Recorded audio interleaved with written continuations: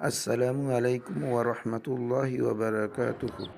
হযরত ওমর রাদিয়াল্লাহু তাআলা আনহু হতে বর্ণিত, তিনি বলেন, আল্লাহ রসুল সাল্লাল্লাহু আলাইহি ওয়াসাল্লাম ইরশাদ করেন, ইসলামের স্তম্ভ হচ্ছে পাঁচটি।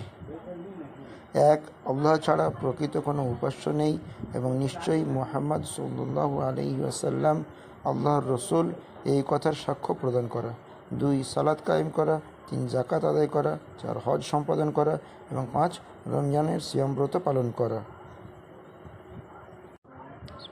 হযরত ওমর রাদিয়াল্লাহু তাআলা আনহু হতে বর্ণিত, তিনি বলেন, আল্লাহ রসুল সাল্লাল্লাহু আলাইহি ওয়াসাল্লাম ইরশাদ করেন, ইসলামের স্তম্ভ হচ্ছে পাঁচটি।